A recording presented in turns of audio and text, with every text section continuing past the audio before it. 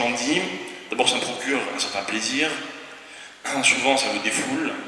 Que ne croyons pas que ne pas dire du Lachon Hara, c'est se taire. Chacun a sa place, chacun a son rôle.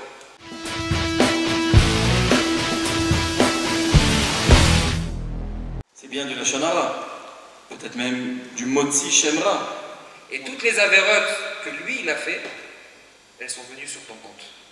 Si vous voulez parler de moi, vous dites ou tout ou rien.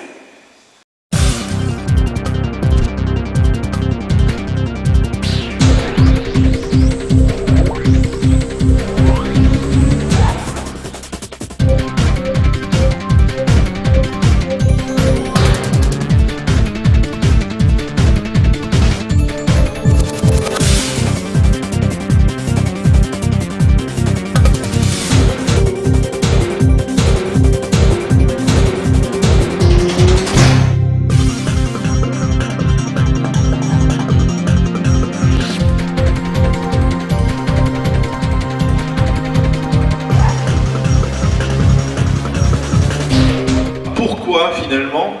Eh bien, lorsque on consulte, lorsque l'on lit la Torah, eh bien, le Lachon Hara, l'interdit du Lachon Hara ne figure pas.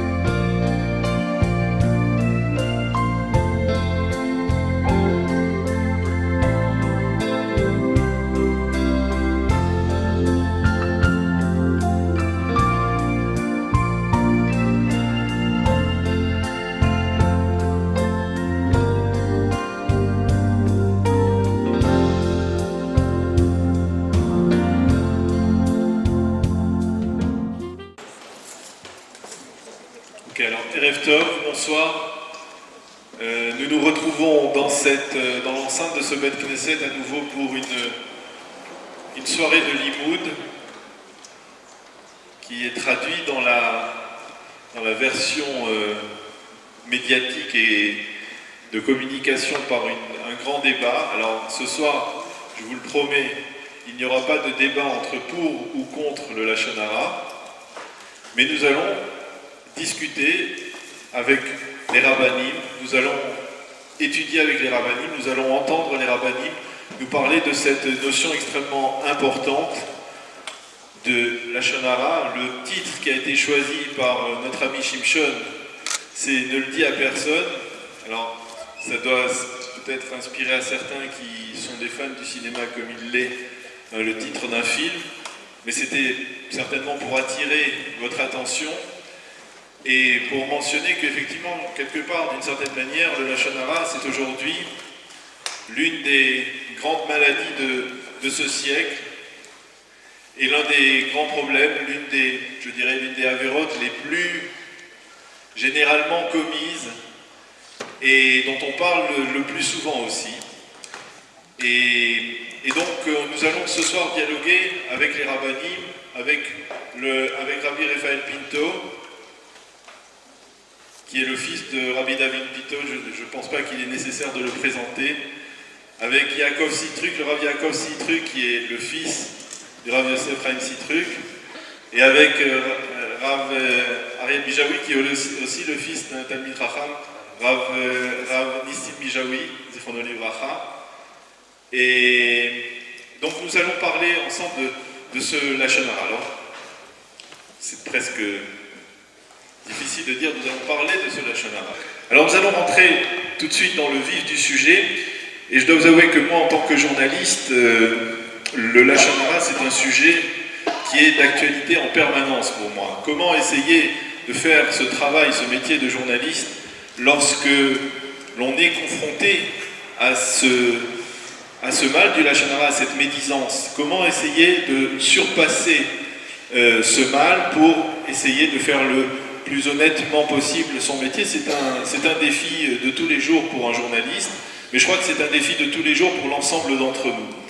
Et la question qui me vient à l'esprit, et c'est sur cette question que je voudrais que nous introduisions cette soirée, c'est de savoir si, comme les textes nous le disent, si comme dans les Mefarshim, on nous l'explique, le Lachon Hara est aussi important, aussi grave que les trois grandes avérotes pour lesquelles le premier Beth Amikdash a été détruit, Avodah Zara, Giloy Arayot et Shvichut Damim, les trois grands interdits de la Torah. Pourquoi finalement?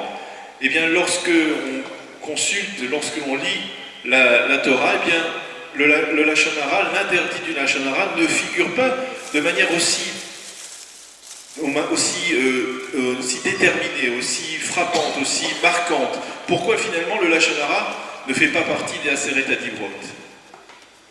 Est-ce que si le Lachon Hara figurait parmi les Aseret Adibrot, eh bien peut-être qu'on aurait plus de difficultés à transgresser cette Avera.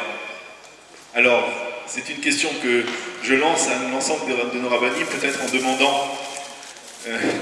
alors, vous êtes... Alors, on va dire... on va dire au milieu, Rav Yaakov Sitruk, et je vous invite d'emblée, j'invite les rabbinim, et comme nous sommes en comité plus ou moins restreint, bien je vous invite aussi, si vous avez des questions à chaque point, nous allons parler de Lachon Hara et de différents aspects du Lachon Hara. Si vous avez des questions, bien vous pouvez intervenir pour rendre cette discussion plus vivante. Bien, bonsoir tout le monde. Daniel a remercié tout le monde. Moi, je voudrais profiter de parler premier pour le remercier à lui, d'animer chaque fois les soirées organisées par Shimshon, et évidemment remercier également Shimshon. Alors Daniel, ta question est une très bonne question. Et quand tu l'as posée, j'espérais que j'allais être le premier à devoir y répondre. Parce qu'en fait, ça nous oblige à un petit peu corriger la perspective qu'on va avoir du Lachon Hara. En effet, la plupart des avérotes dans la Torah sont, si je peux me permettre, des avérotes flagrantes. La Torah nous dit, il y a 365 commandements négatifs dans la Torah, tu ne feras pas ceci, tu ne feras pas cela. Le Lachon Hara n'a pas été exprimé de la même manière, même si on trouve des avérotes qui sont des lavim, qui sont directement liés à cette avéra-là. Mais je crois que le Lachon Hara, au-delà de l'avéra, c'est un concept. Et en fait, ce concept, comme tu l'as d'ailleurs dit toi-même, représente un comportement d'une gravité exceptionnelle, hors norme, justement parce qu'il ne représente pas la seule avéra qui s'appelle le Lachon Hara. En effet, on peut dire beaucoup de choses sur le Lachon Hara. Il y a une petite idée que j'ai beaucoup appréciée, que le Rav Dessler explique. Il dit qu'en fait, pourquoi tout le monde aime tant faire du Lachon Hara? La vérité, c'est pas un kiff, la Shonara. D'ailleurs, moi, quand Tim Shoni m'a proposé au cours de ce soir, j'ai dit oui, j'ai dit c'est la première fois qu'on va se faire un kiff de se faire une soirée de la Shonara. Après, il m'a expliqué de quoi il fallait parler, mais la Shonara, c'est un plaisir. La Shonara, j'ai presque envie de dire, c'est une tentation. C'est tellement une tentation que, personnellement, quand je donne un cours et que je veux citer une Avera sans mettre une personne mal à l'aise, je donne l'exemple du Lachonara. Je sais que ça concerne tout le monde, et que tout le monde sait que ça concerne aussi les autres. C'est omniprésent dans nos vies, le Lachonara. Et le Rav Dessler explique, il dit qu'en fait, le Lachonara, c'est souvent le moyen le plus facile de se mettre en valeur à soi-même. Ça veut dire c'est très bon pour l'ego, le Lachonara. Quand j'en dis, d'abord ça me procure un certain plaisir, souvent ça me défoule, des fois ça me rassure d'être écouté par quelqu'un qui pense comme moi, ou en tout cas que je vais convaincre, et ça a tout un tas d'intérêts qui me font littéralement du bien. Il emploie le mot dans ma énoriout, dans mon ego. Et donc finalement, l'interdiction même d'en dire est là pour nous apprendre que ce serait le moyen le plus facile dans la vie de devenir quelqu'un en rabaissant les autres. Et donc, quelque part, peut-être, que l'ensemble des 365 commandements négatifs de la Torah sont là pour nous apprendre justement à créer un ego cachère dans des conditions qui sont au contraire recommandées par la Torah et en essayant d'éviter les pièges de la vie et qui sont notamment celui du Lachonara, en mettant en avant le défaut des autres pour se faire croire qu'on est mieux qu'eux. Alors, on va demander à Bijaoui. Bon, je ne reviendrai pas sur tous les remerciements, mais j'en pense pas moins. J'aimerais juste ajouter quelque chose, peut-être pour expliquer, pour directement répondre à cette question, la place du Lachonara dans la Torah. Effectivement, elle n'apparaît pas dans les Aseret Adibrot, dans les 10 commandements. On vient de passer la fête de Shavuot, où nous avons lu donc les Aseret Adibrot. Et souvenez-vous, les Aseret Adibrot sont en fait partagés en deux parties. La partie qui est Ben Adam Lamakom, donc qui relie l'homme à son créateur, donc les 5 premiers commandements, et les 5 suivants qui sont le Ben Adam Lachavero. Il y a un texte fabuleux d'un Kadmon qui voudrait expliquer que le 5e commandement, Kabed et Avicha ve'et imecha, le devoir donc du respect d'honorer ses parents, il est particulièrement à cette place-là, justement parce qu'il se place comme une place charnière entre les devoirs d'un homme vis-à-vis de son créateur et les devoirs d'un homme vis-à-vis des autres hommes.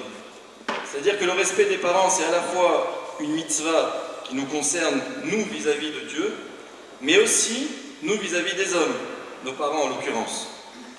Et en fait, quelque part, ça voudrait dire que les Aseret Adibrot, c'est en condensé tous nos devoirs qui nous relient à notre Créateur et aux hommes. Et c'est très beau de voir qu'en fait, la Torah a choisi de les citer ceux-là, ces 10-là particulièrement, parce qu'au fond, qu'est-ce que c'est qu'être un homme? C'est être bien avec Dieu et être bien avec les hommes. Et en fait, le Lachonara, quelque part, ce serait peut-être la synthèse de tout ça. Ça veut dire que si au fond on avait mis le Lachonara à une place où on disait que le Lachonara, la médisance, c'était simplement un problème qui relie les hommes plutôt qu'il les sépare, ce serait en fait faux, en tout cas pas suffisant. Si on l'avait mis dans la première partie, en nous disant que Dieu nous a donné aussi des ordres, des commandements qui nous relient à lui, et faire du Lachonara, c'est faire cet écran entre lui et nous, ce serait aussi insuffisant. Le Lachonara, c'est une avéra, une faute, qui a cette double place, où à la fois ça sépare véritablement les hommes, et à la fois ça coupe cette relation existante par défaut entre Dieu et Israël. Mais en fait, les Chachamim vont nous dire qu'il y a quelque chose d'aussi d'intéressant. Vous savez qu'on raconte que le Chafetz Chaim, en fait, le Chafetz Chaim ne s'appelait pas ainsi. Il s'appelait Rav Israël Meir Cohen. Et il s'appelait Chafetz Chaim au nom de l'œuvre, l'une des œuvres qu'il a rédigées, le livre Chafetz Chaim sur les Ilchot de Shmirat HaLashon. Qu'est-ce que c'est ce livre? C'est une compilation complète sur toutes les halachot, toutes les lois relatives à Lashon Hara, Motzi Shem Ra, Rechilut, etc. Et en expliquant et en détaillant vraiment dans quelle mesure on ne peut pas, toutes les halachot. Et c'est intéressant de remarquer, j'avais entendu ça un jour au nom d'un Rav, que le Chafetz Chaim, c'est un homme qui a vécu relativement vieux, et lorsqu'il était déjà âgé, et qu'il y avait des fois les grands Kenassim, les grands rassemblements de Agudat Israël, il était invité, il était toujours celui qu'on appelait Rosh Hamedabrim, le premier à prendre la parole. Et il parlait sans s'arrêter. Il disait énormément de choses, d'enseignements.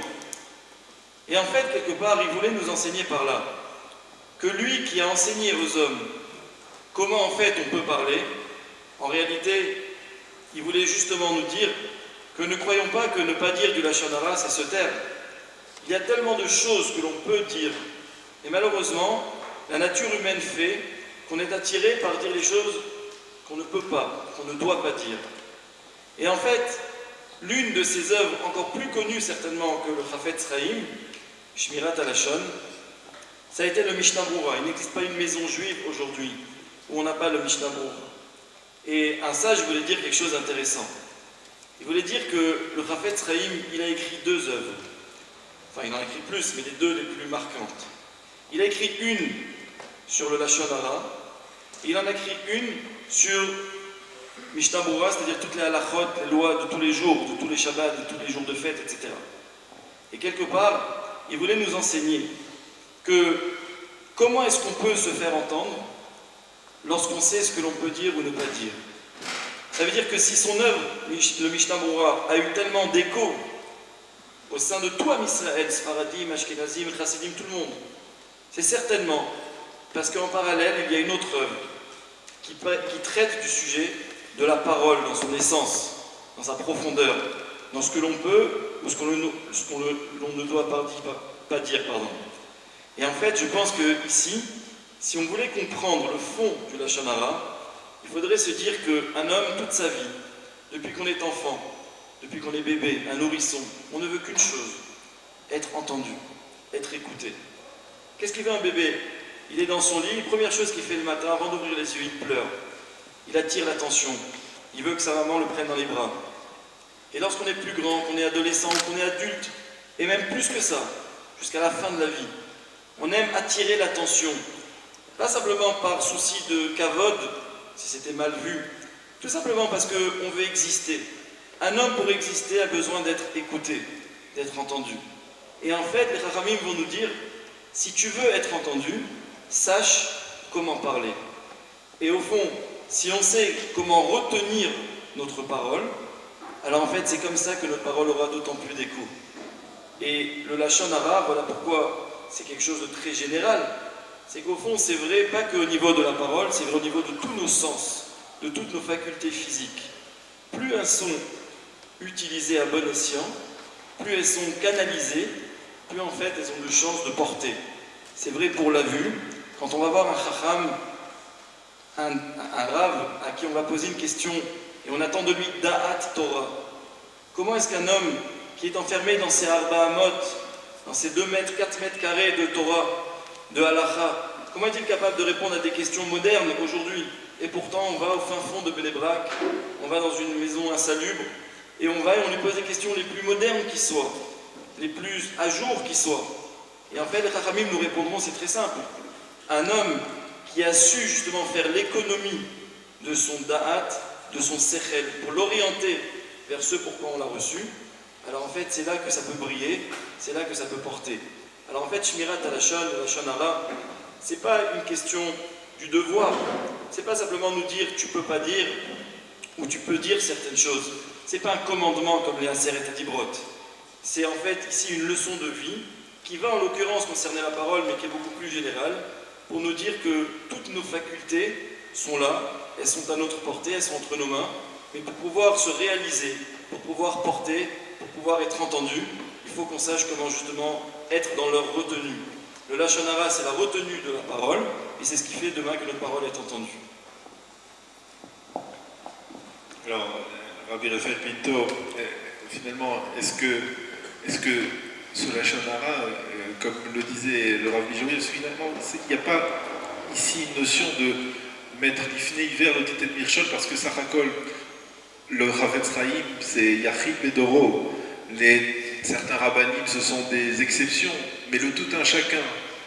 Est-ce que finalement, avoir créé l'homme avec Ruach Memal et là, cette capacité de parler, ce n'est pas aussi, quelque part, en même temps, lui donner ce Mirchol, la cible d'Ifné hiver, le titet de Mirchol, de mettre un obstacle devant un aveugle, ce que l'on voit dans la réalité de tous les jours aujourd'hui.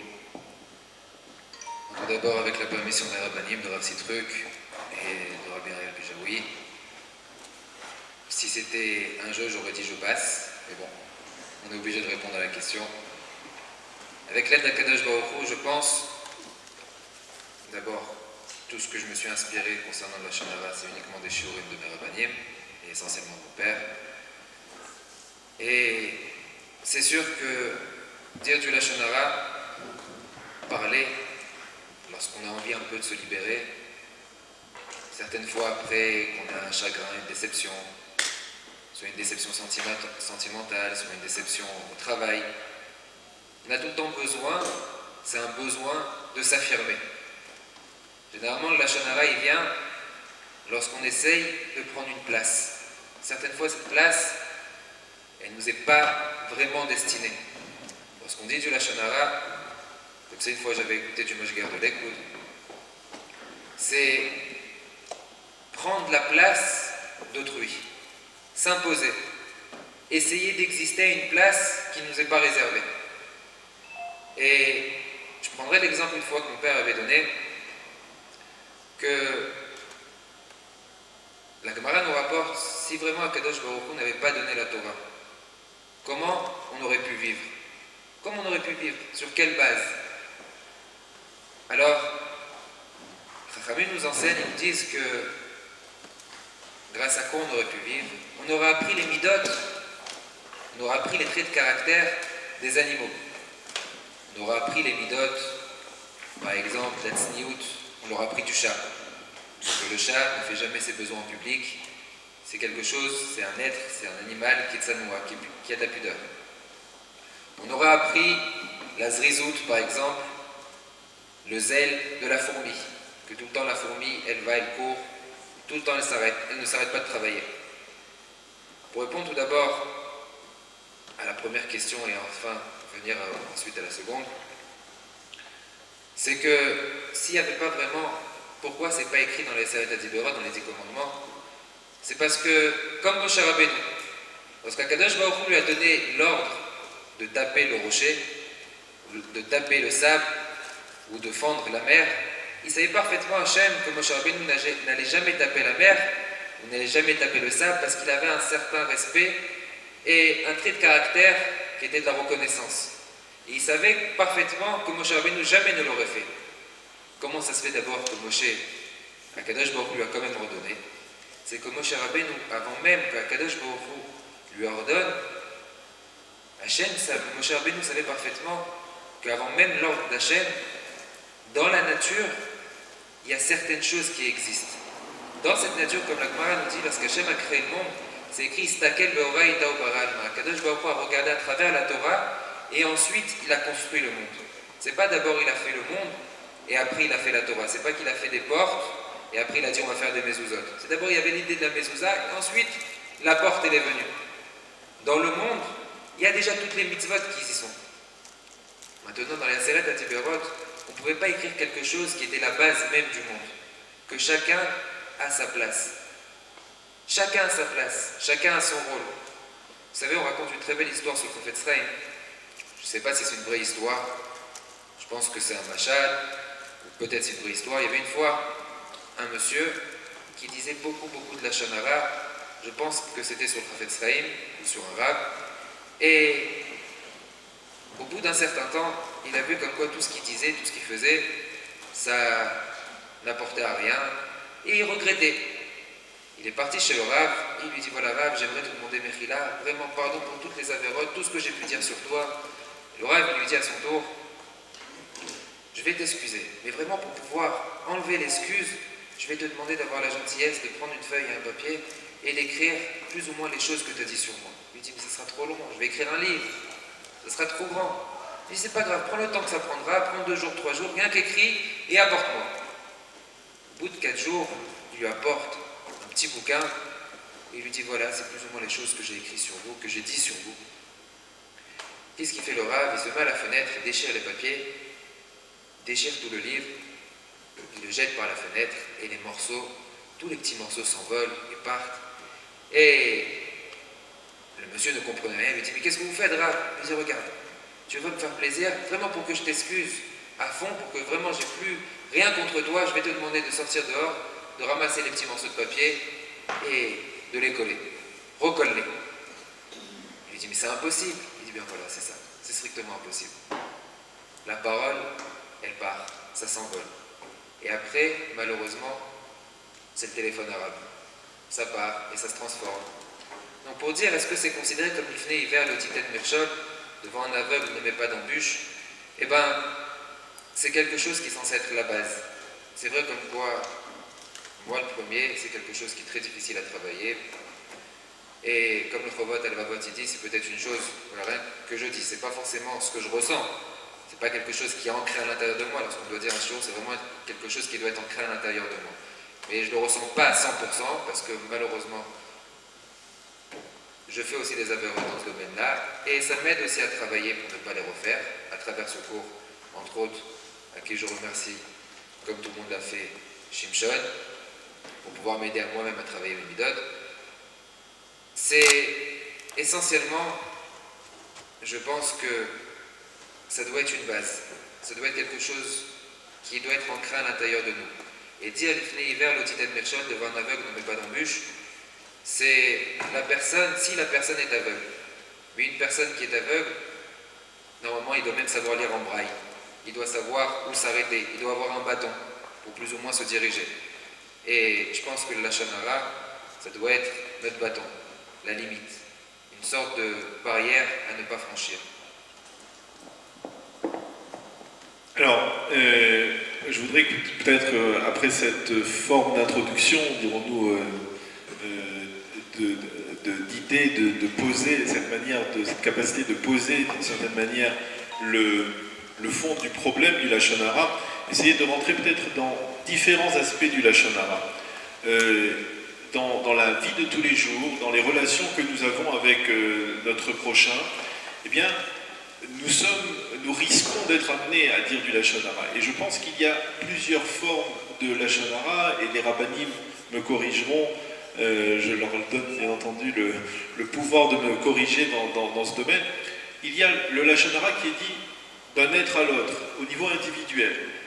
Je crois aussi qu'il y a une autre forme de Lachon Hara qui est peut-être plus institutionnalisée, dirons-nous, entre communautés, ou dans la société en Israël, par exemple, entre partis politiques, ou entre différents courants, entre différentes tendances qui s'accusent l'une et l'autre de tous les maux de la terre. Et puis, il y a une troisième dimension que je voudrais que nous abordions aussi par la suite, qui est la dimension du Lachon Hara de l'une des prochaines parachiotes dans lesquelles nous allons arriver dans le Sefer Bemidbar, de Shlach Lecha, le Lachon Hara des explorateurs envers la terre d'Israël. Ce sont trois dimensions de Lachon Hara qui me semblent assez importantes de traiter ce soir. Et je voudrais demander aux rabbinim de commencer par le Lachon Hara individuel. C'est-à-dire comment, dans nos relations de tous les jours, lorsque l'on s'adresse à quelqu'un, eh bien, éviter justement de transgresser, éviter donc cet obstacle avec cette canne que nous avons, éviter cet obstacle. Comment se doter au jour le jour, peut-être au-delà des grandes idées qui ont été exposées, tous les jours, quels sont les moyens, quels sont les instruments, les kélim dont on peut se doter pour pouvoir éviter cela. On va changer oui, peut-être. Est-ce qu'il y a des recettes miracles pour dominer cela? Et c'est entrée gratuite ou payante ce soir? D'abord, pour donner un exemple, vous savez que dans l'une des parachiotes du début de Bereshit, on va nous parler dans Parashat Toldot, Ve'ele Toldot Yitzhak ben Avraham, Avraham olid et Yitzhak. La Torah commence par nous dire, voici les descendants de Yitzhak, fils d'Abraham. Et la Torah juge utile de nous rappeler, Avraham olid et Yitzhak. C'est Abraham qui a enfanté Yitzhak. Sur place, évidemment, Rashi s'interroge, pourquoi cette répétition? Si tu me dis Yitzhak ben Avraham, donc je comprends que Abraham olid et Yitzhak. Et Rashi citera le Midrash que tout le monde connaît, les filles chez Ayou Letzane Ador, parce que les plaisantins de la génération disaient, mais Avimelech lit Abra Sarah. De qui Sarah est-elle tombée enceinte et a donné naissance à Yitzhak? De Avimelech, le roi des Philistins. C'est vrai, il y avait lieu de faire cette confusion, puisque depuis des années, des dizaines d'années, Abraham et Sarah sont mariés et n'ont pas d'enfants. Et voilà que Sarah est prise captive par Avimelech, et un peu après, on apprend la naissance d'un garçon, Yitzhak. Donc, la confusion était proche. Et la Torah nous dit que Abraham olid et Yitzhak, Akadosh Baruch Hu a fait un miracle, que Yitzhak ressemble littéralement comme deux gouttes d'eau à son père Abraham, à tel point que chacun qui voyait Yitzhak disait « Ah, c'est le fils d'Abraham », qu'il n'y ait pas de confusion possible. Et en fait, pour comprendre ici, qu'est-ce qui s'est passé? C'est bien du Lashon Hara, peut-être même du Motzi Shemra. On a inventé quelque chose. De qui s'agit-il? Les Letzane Hador, les plaisantins de la génération. Qu'est-ce qu'ils disaient? Sarah est tombée enceinte d'Avimelech. Regardez ici dans cet exemple parlant, c'est le cas de le dire. Qu'est-ce qui se passe ici? On est en train de dire que Sarah, de qui dans la Torah on va développer Yiska Zos Sarah, on va parler de sa tsniout, on va parler de sa pudeur, on va parler de sa piété. Et là d'un coup tout est balayé et on va nous dire mais Avimelech lit Abra Sarah. Les Chachamim vont nous dire il faut commencer par le début. Il faut essayer de comprendre qui disait ça. Qui est-ce qui parle? Rashi, en citant le Midrash, nous dit bien Letzane Hador. C'est qui les Letzane Hador? La plaisanterie. Les Chachamim vont nous dire il y a là ici un enseignement. C'est de comprendre que quand on parle justement de cette première forme de la Lashon Hara, qui est une relation individuelle d'homme à homme, c'est-à-dire c'est ces discussions qu'on a dans la majorité des cas. Combien de fois tenons-nous un micro à la main pour parler? Combien de fois sommes-nous un courant qui parlons contre un autre courant? La majorité des cas, c'est des discussions dans un couple, même entre un homme et une femme. C'est des discussions entre voisins, c'est des discussions entre amis. Et qu'est-ce qu'on fait dans ces discussions? On va malheureusement souvent dire du Lashon Hara. Et là, Rashi est venu nous enseigner, mais d'où est-ce venu? Dans le cas présent que j'ai donné, mais les Letzane Hador, les plaisantins. Qui étaient ces plaisantins? Ils venaient des Pélishtim, les Philistins. Et la Torah nous fera remarquer, et c'est un enseignement que je tiens de mon maître, le Rav Moshe Shapira, qui cite le Maharal Miprag, qui disait quelque chose d'extraordinaire. Si on retrace un petit peu le chemin, on revient à l'origine, on va voir que le monde a été créé, puis 10 générations plus tard, à l'époque de Noach, a été détruit, le Maboul, le déluge. Puis le monde va se reconstruire péniblement, et là on va nous parler de différentes peuplades qui vont occuper le monde. On est à 10 nouvelles générations qui apparaissent, jusqu'à l'arrivée de Abraham Avinu, mais on est juste avant. Les Chachamim vont nous dire qu'il y avait des peuplades, et on nous dira dans la Torah, Shemehem Yatzou Pelishtim, 2 peuplades, Patrousim et Kasluchim, c'est leur nom. Et c'est d'elles 2 que sont sortis les Pelishtim, les Philistins. Et toujours Rashi sur place demandera, normalement, une lignée c'est toujours l'un qui donne naissance à l'autre, etc. Pourquoi là est-ce qu'on nous parle des 2 ensemble? Et Rashi nous dira en citant le Midrash, parce que ces deux peuples, Hayou, écoutez bien le texte, Machlifim neshotehem elu ba'elu. Ils échangeaient leurs femmes les uns avec les autres. C'est-à-dire qu'il n'y avait pas de pureté familiale, forcément. Il y avait ici une débauche dans les mœurs qui fait que c'est de ça que sont sortis les Pélishtim, les Philistins. Et si on va un petit peu loin dans l'idée, on va comprendre que d'où vient donc la letzanout, la plaisanterie, la légèreté, j'allais dire. On est ici en train de dire qu'il y avait des hommes qui disaient « Mais Abimelech mit abra Sarah ». Ça veut dire quoi dire que Sarah, elle a été enceinte de Abimelech? Ça veut dire en fait que Yitzhak, c'est pas le fils d'Abraham, on est d'accord. Mais les Chachamim veulent nous dire, mais qui disait ça? Les Letzané Hador. Qui sont les Letzané Hador? Ce sont des descendants des Pélishtim. Mais en fait, pourquoi? Pourquoi les sages vont nous enseigner? Parce qu'en fait, il y a une chose qu'on sait dans la vie. Il y a un mot qui veut dire en hébreu la vérité, c'est Emet. Et les sages disaient, Emet, c'est la composition de deux mots. Em, Emet. Em, c'est la maman. Met, c'est la mort. C'est-à-dire que si dans la vie on a deux certitudes, c'est bien que nous sommes tous nés d'une femme et nous allons tous vers la mort. Les Chachamim nous disent, les Pélishtim, en fait, connaissaient peut-être leur mère, mais une chose est sûre, c'est qu'ils ne connaissaient pas leur père, puisque Hayom Machlifim Neshotehem, comme on l'a expliqué. Quelque part, ce traumatisme de ne pas connaître notre géniteur masculin, c'est ce qui va faire que dans la vie, on va tout tourner à la dérision. Et nous, qu'est-ce qu'on dit dans nos prières tous les jours? On dit à Kadosh Baruch Hu, Elokenu veloke avotenu, Eloke Abraham, Eloke Yitzhak, Veloke Yaakov. On vient dire à Dieu, nous avons une assurance dans la vie. Qu'est-ce qu'on reproche aux Juifs alors que c'est le peuple le plus petit qui atem Hama'at Mikol Ha'amim? On leur reproche souvent leur assurance, leur zèze, c'est vrai. Pourquoi? Parce que nous avons une certitude, c'est que quand on est dans une synagogue comme ce soir, quand on ouvre le Aron HaKodesh et qu'on dit « Quel malé rachamim » et qu'on va dire « Hashem, Hashem, quel rachum vechanun » qui est Akadosh Baruch Hu pour nous? C'est Elokenu, mais c'est aussi Veloke Avotenu, Eloke Abraham, Yitzhak et Yaakov. Donc en fait, les sages déjà veulent nous enseigner que souvent le Lachon Hara, d'où il va découler? Il va découler d'un besoin de moquerie, comme l'ont dit avant moi les rabbanim. C'était de se dire qu'en fait, qu'est-ce que c'est la médisance? C'est s'octroyer une place qui n'est pas la mienne.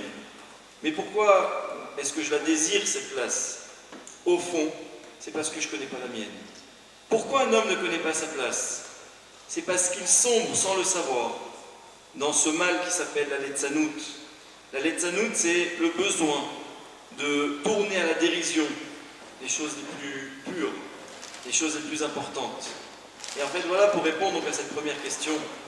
Dans cette catégorie de la Lachon Hara, qui va pousser un homme à dire du mal d'un autre homme, en fait, la recette miracle, il n'y en a pas.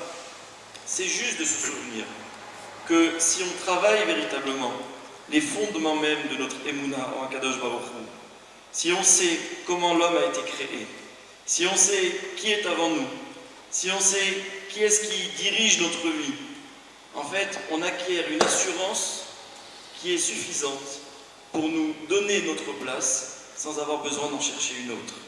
Et donc, ça voudrait dire que le Lachon Hara, comme l'a dit avant moi le Rav Pinto, c'est un mal qui guette tout le monde, et moi le premier, encore une fois, ça doit être clair. Mais au fond, ça voudrait dire que chaque fois que l'on dit du Lachon Hara, c'est qu'en fait, on se sent fragile.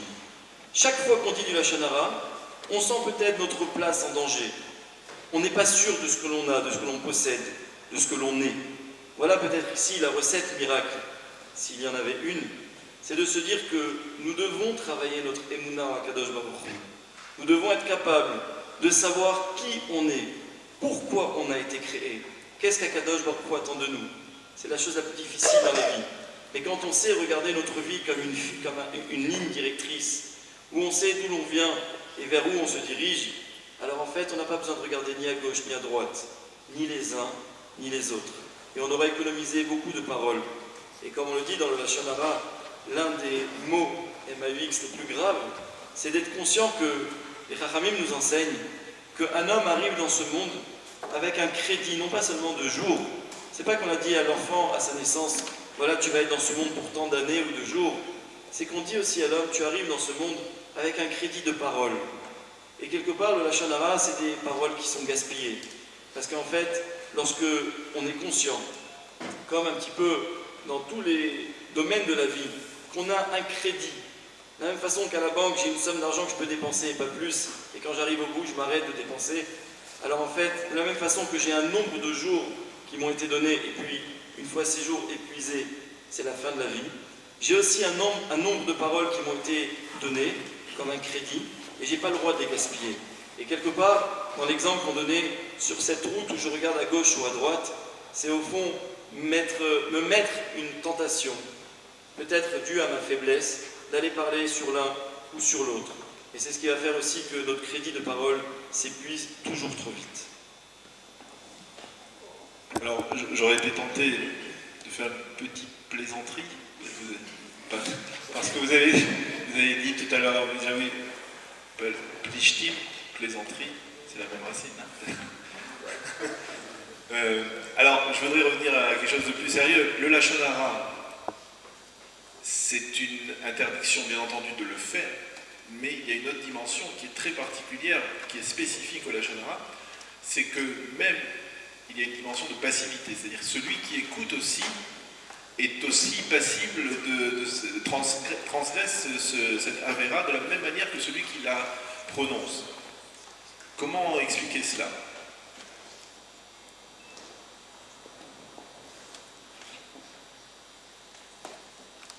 Cette Gemara, elle rapporte dans Masechet Avodah Zarah, on a vu peut-être,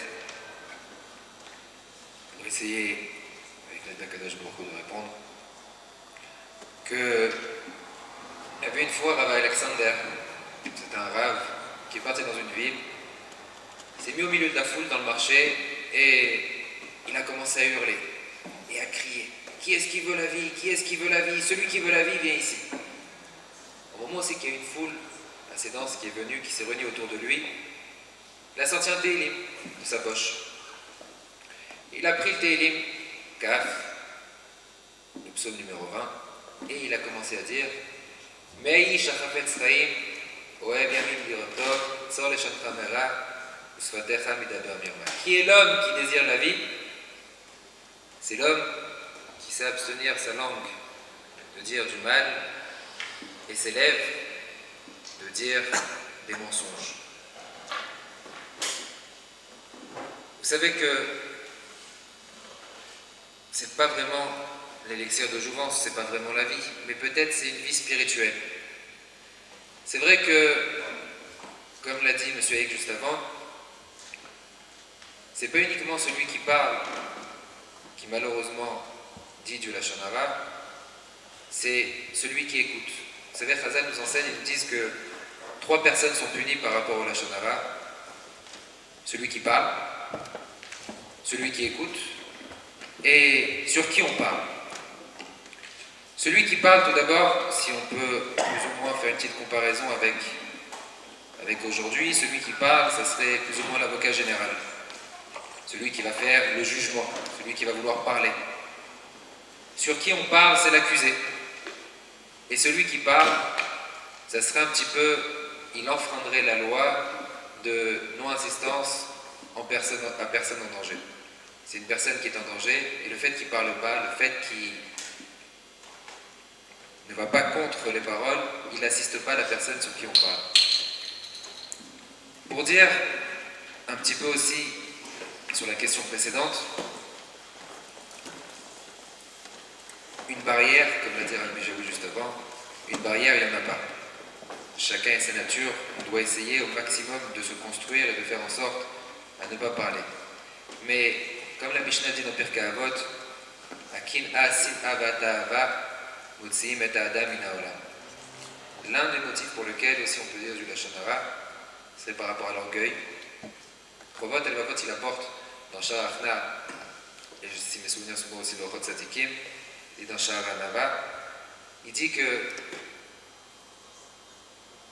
lorsque une personne a dit du Lachon Hara, ça c'est un très beau yesod, et peut-être ça peut essayer de donner comme un leitmotiv pour pouvoir essayer de s'abstenir.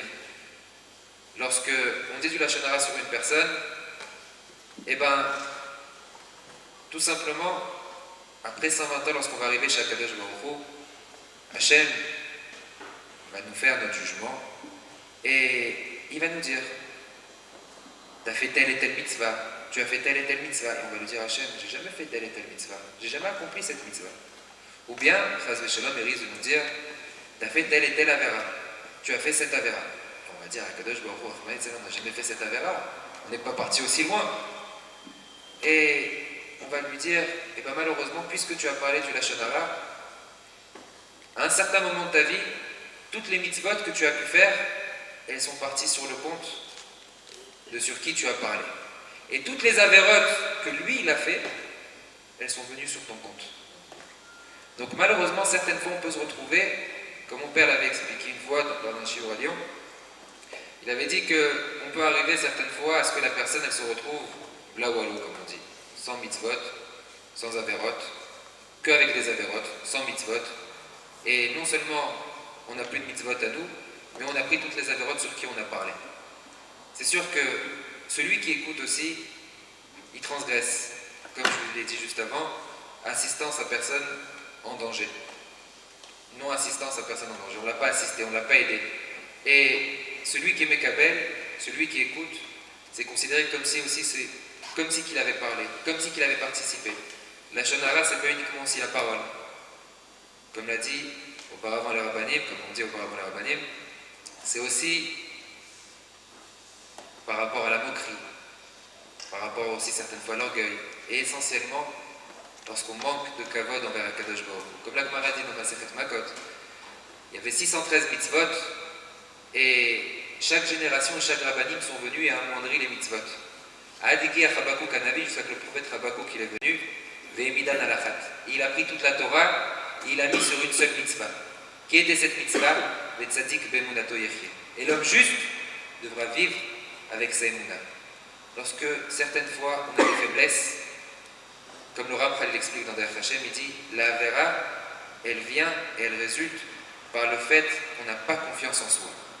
Et lorsqu'on n'a pas confiance en soi, on n'a aussi pas confiance en Akadosh Baruch Hu. L'une des barrières qu'on peut essayer de se mettre, c'est de dire comme quoi si je parle, et bien obligatoirement, je vais enlever tout mon crédit. J'aurai plus de mitzvot. J'aurai peut-être que des avérotes. C'est peut-être pas vraiment un remède à 100%, mais ça peut être un leitmotiv. Ça peut être une sorte de barrière. Et celui qui écoute aussi malheureusement, il ramasse. Et sur qui on parle, et bien aussi le pauvre, il est sujet. Donc ça peut être plus ou moins une barrière pour essayer d'enfreindre, de ne pas enfreindre et ne pas transgresser ce Hadron. Rav Zitruk, est-ce qu'il y a des cas, on va se faire peut-être l'avocat du diable, est-ce qu'il y a parfois des cas où on doit dire du Lachon Hara au niveau de la halakha? Est-ce que parfois, par exemple, pour essayer de mettre en garde quelqu'un d'une autre personne, pour essayer de prévenir un dégât, de prévenir une avéra, alors il est permis de dire le Lachon Hara? Non. Alors, concrètement, pourquoi? C'est-à-dire, est-ce que on se trouve dans la vie de tous les jours confronté à des situations, parfois on se dit bien, tiens, est-ce que cette personne-là, par exemple, ça peut arriver dans de multiples cas de figure, est-ce que cet employeur est une personne recommandable ou n'est pas une personne recommandable? Est-ce que ce potentiel khatan ou cette potentielle kala est une personne bien ou une personne problématique? Comment on gère le Lachon Hara dans ce genre de circonstances? Même question, même réponse, mais je vais essayer d'expliquer un petit peu plus. Il est impératif de considérer que le Lachon Hara est rigoureusement, strictement, absolument interdit. Ça veut dire que je vais essayer de reformuler un peu différemment, si tu permets Daniel ta question. Y a-t-il des cas qui ne sont pas du Lachon Hara? Pourquoi c'est important de faire le distinguo? Parce que Lachon Hara, c'est quelque chose de radical. Okay, Alors, après, on va rentrer dans les cas de halakha, si je peux dire, où dans telle circonstance bien particulière, tu as donné l'exemple du shidur, tu as donné l'exemple de l'employeur, tu vas donner l'exemple d'un travail journalistique, etc., etc. Bon, alors après, c'est sûr qu'il y a des livres et des livres de halachot, notamment, comme l'ont cité les rabbinim, le Chafetz Chaim, Shmirat Halashon, où vraiment il est rentré quasiment dans chaque cas possible, imaginable. Mais je crois que dans le contexte de ce soir, on va pas comment dire, prendre un raccourci de façon aussi rapide pour arriver aux cas dans lesquels on a le droit de faire du lachon hara. Ok. Donc concentrons-nous d'abord sur la gravité de ce lachon hara. Je crois que quand on a conscience de la gravité de quelque chose, après on est donc beaucoup plus vigilant, même si on va se retrouver dans des situations où on est obligé de dire certaines choses, on va les dire déjà dans un autre esprit, donc forcément on va glisser beaucoup moins facilement et on ira beaucoup moins loin. En fait, je crois que c'est peut-être ce que les rabbinim présents ont dit avant moi. Je crois que finalement le drame du lachon hara, c'est que quand on parle de quelqu'un, il est impossible de ne pas faire l'économie de certains traits particuliers de cette personne. Je me suis permis un jour de dire dans un cours, ainsi évidemment sans que ce soit un exemple à la Khalémassé, si un jour quelqu'un a envie de parler de moi, je suis d'accord, mais à une seule condition. Si vous voulez parler de moi, vous dites ou tout ou rien. Mais ne dites pas la moitié. C'est-à-dire que ça nous donne tout de suite une autre perspective du lachon hara. On croit que le lachon hara, c'est de dire des choses mauvaises. J'ai vu un tel faire telle chose, j'ai vu ce pourri. Celui-là, c'est un voleur. Le lachon hara, c'est pas forcément critiquer. Je vais vous dire quelque chose, messieurs, dames. Quand on vous fait un compliment, je ne connais pas tous personnellement, mais je suis sûr que 9 fois sur 10, quand la personne qui vous fait un compliment a terminé de dire son compliment, vous vous dites c'est tout, je t'arrête là. C'est-à-dire que si vous dites la moitié des choses, vous avez réduit la personne dont vous parlez. Voilà ce que c'est que le lachon hara. C'est vrai que le lachon hara, on l'a chacun dit à sa manière, c'est résulte du problème de la personnalité, d'un problème de personnalité que chacun a et qu'il va essayer de, si je peux dire, de déplacer sur les autres. Et donc il y aura comme ça une façon de... Enfin bref, on peut utiliser des termes trop compliqués. C'est vrai, c'est vrai. En fait, le lachon hara, c'est une perception limitée des choses. Et des fois, on rencontre quelqu'un pour nous dire alors qu'est-ce que tu en penses, et puis tout de suite, on donne un jugement. Quoi, il t'a fallu 5 minutes pour savoir à qui tu avais affaire. Je vois quelqu'un faire une chose, je dis à celui-là, ça y est, je l'ai catalogué. Voilà ce que c'est que le lachon hara. Et voilà en quoi c'est dramatique.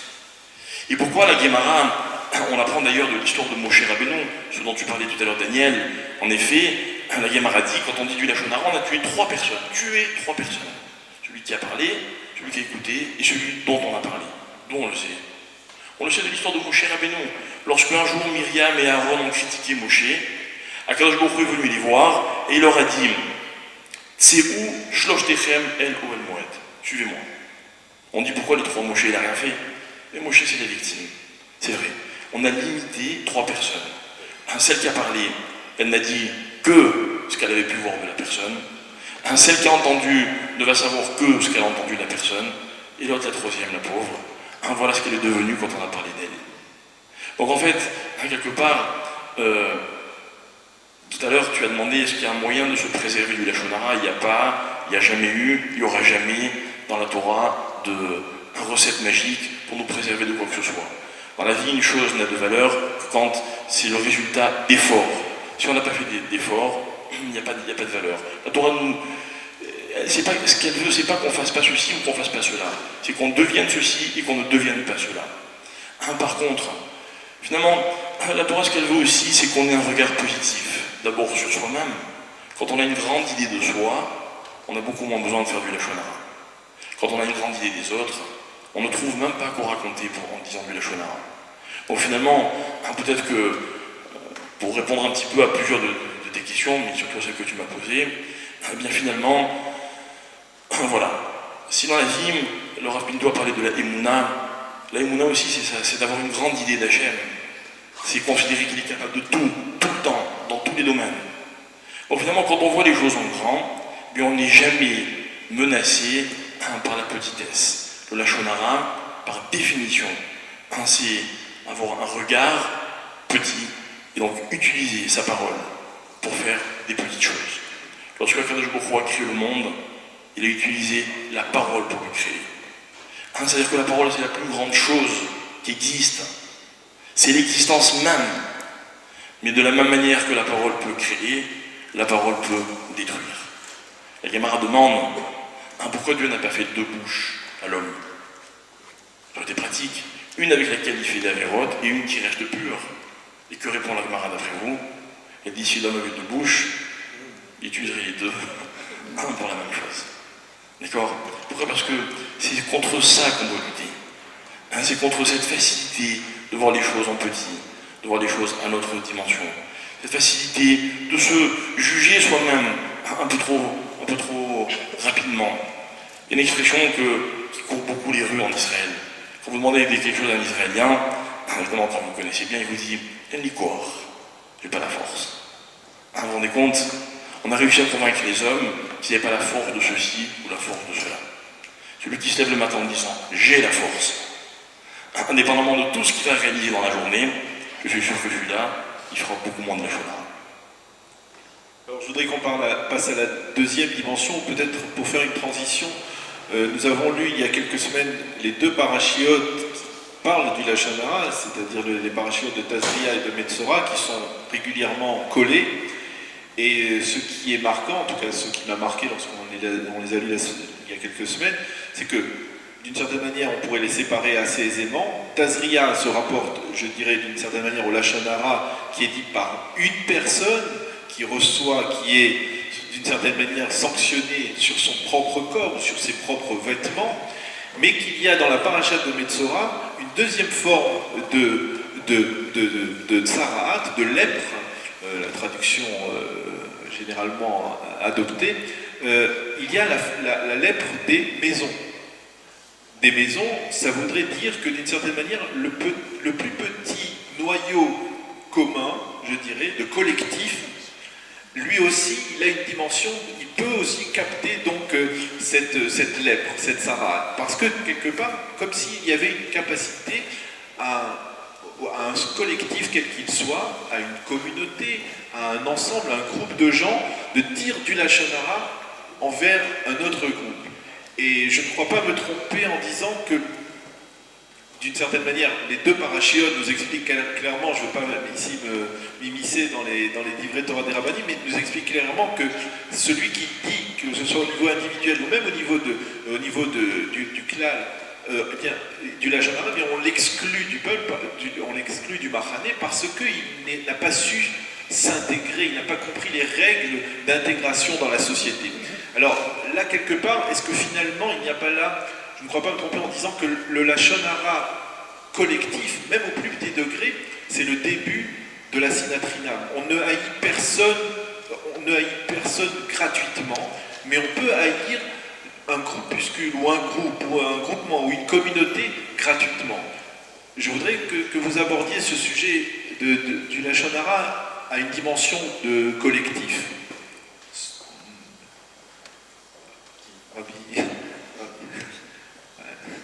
Comme vous voulez, allez-y.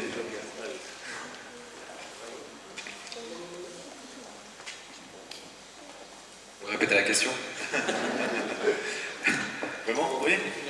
Alors, je vais la définir. Est-ce qu'il n'y a pas un danger bien plus grave dans le Lachon Hara qui est dit par un groupe envers un autre groupe, parce que ce Lachon Hara peut entraîner la Sinatrinam?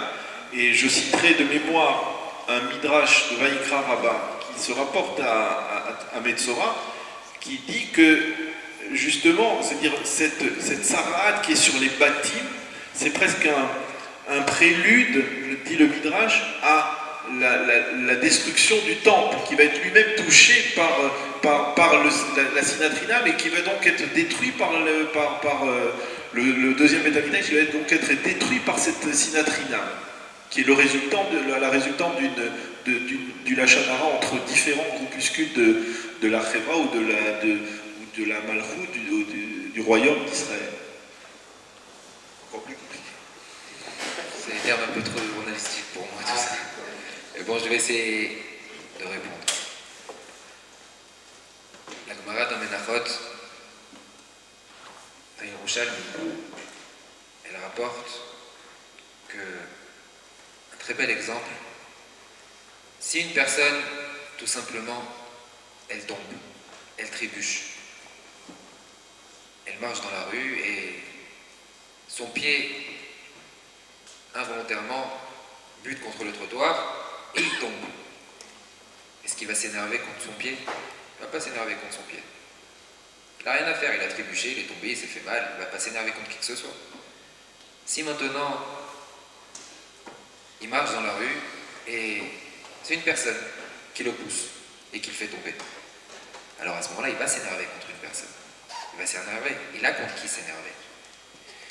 Si on réfléchit un tout petit peu, que Kol man David Rachamana, l'État David, que tout ce qu'Akadosh Baruch Hu, tout ce qu'il fait, c'est pour le bien. Que toutes les choses qui nous arrivent, Akadosh Baruch Hu l'a décidé. Que ce soit moi qui trébuche involontairement, que quelqu'un me fasse trébucher, c'est que ça devait m'arriver. Lorsqu'une personne, elle parlait du Lachon Hara à l'époque, au tout début, soit ça venait sur les habits, soit ça venait sur la peau. La lèpre pouvait venir sur la peau, la lèpre pouvait venir sur les habits, et certaines fois la lèpre pouvait venir aussi sur les murs. Ça avait 3 degrés qui étaient différents, et vous avez parlé des murs, je mets juste une parenthèse. Chachamim nous explique, ils nous disent que certaines fois, lorsqu'il y avait la lèpre sur les murs, le Kohen devait venir et ordonner de détruire le mur, de casser le mur. Et certaines fois, il y avait des trésors derrière ces murs. Pourquoi? Parce que lorsque les 7 peuples qui habitaient en Eretz Israël se sont enfuis, ils ont caché un peu leurs trésors un peu de partout, et ils se sont dit comme quoi, un jour on va peut-être revenir en Israël, les Juifs vont peut-être fauter, ils vont peut-être mal se comporter, et on va pouvoir revenir en Eretz Israël. Pour quel motif les Goïm, ils auraient pu penser quelque chose pareil? Vous savez pourquoi?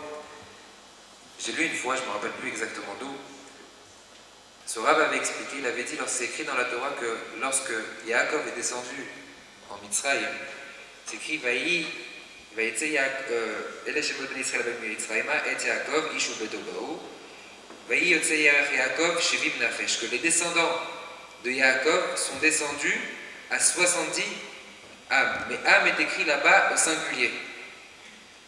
Les Chachamim nous enseignent et nous dit lorsque les enfants de Jacob sont descendus, ils sont descendus Beish Echad, Kelev Echad, comme si c'était un seul être, une seule personne. Lorsque les Juifs sont partis en exil, ils étaient exilés. Tout le temps, Moshe Rabbeinu s'est posé la question, il s'est dit pourquoi Akadosh Baruch Hu fait souffrir tant que ça à Israël? Pourquoi Akadosh Baruch Hu les fait tant souffrir? Il ne comprenait pas. Et lorsque un jour il a eu cette fameuse dispute avec le Racha, il dit au Racha, le Racha lui dit La metakerecha, pourquoi tu frappes ton voisin? Et le Racha lui répond Misamcha, qui est-ce qui t'a mis sur nous en tant que chef? Les Ishsar Veshofet Alenu. Est-ce que tu vas me tuer comme tu as tué la veille l'Égyptien? Et Moshe Rabbeinu répond Achen Noda Davar. Maintenant je comprends. Le Midrash nous explique, il nous dit ça veut dire quoi Achen Noda Davar? Le Midrash nous explique, il nous dit que Moshe Rabbeinu il a compris le motif pour lequel les Juifs ils étaient en exil, c'est parce qu'il n'y avait pas d'union. C'est parce que cette même personne était partie colporter chez Paro et avait répété les faits qui s'étaient passés la veille. Et à ce moment-là, Moshe Rabbeinu a compris, il a dit je comprends pourquoi les Juifs sont en exil. Lorsque les Goïms se sont dit à l'époque on va revenir en Eretz Israël, on va récupérer notre trésor, c'était tout simplement pour dire un Juif tôt ou tard, ils ne vont pas rester unis. Le peuple juif ne va pas rester uni. Ils partiront, chacun critiquera l'autre, et là, à ce moment-là, Hachem ne régnera pas parmi eux. Et on pourra revenir en Eretz Israël et récupérer nos maisons. lorsque Akadosh Baruch Hu faisait un signe sur le mur et qu'il faisait montrer les trésors par derrière, c'était indirectement pour leur faire prendre conscience. Regardez, les Goïms, qu'est-ce qu'ils pensaient? Qu'ils allaient revenir en Israël. Pourquoi? Parce qu'ils vont voir qu'un jour, vous n'allez pas être unis. Mais voilà, je vous fais montrer comme quoi vous avez la possibilité d'être unis. Vous avez la possibilité d'être ensemble. À vous de combattre, à vous de faire en sorte pour pouvoir rester unis. Et si on reste unis, c'est comme on dit, l'union fait la force. Lorsqu'on est unis, on est fort. Et malheureusement, lorsque on se sépare et qu'on n'est pas unis, alors à ce moment-là, les malheurs peuvent tomber et les tsarot peuvent aussi tomber sur nous. Pourquoi il semble toujours plus facile, peut-être plus facile de se préserver du lachon hara individuel que du lachon hara, je dirais, collectif? Est-ce qu'on le sent? C'est-à-dire, est-ce qu'on a peut-être plus de facilité à se lâcher quand on parle d'un groupe? Peut-être que parce que ça atténue, peut-être parce qu'il est dirigé vers plusieurs personnes, alors on a l'impression de dire quelque chose de moins grave. Est-ce qu'il y a une notion comme celle-là? Je peux même avouer, avoir étudié dans une yeshiva où on étudiait beaucoup le Chafetz Chaim, mais où on n'avait pas trop de mal à dire du lachon hara de certaines mouvances, de certains courants, qui n'étaient pas exactement les mêmes courants que celui de la yeshiva. Alors, comment on peut concilier ça?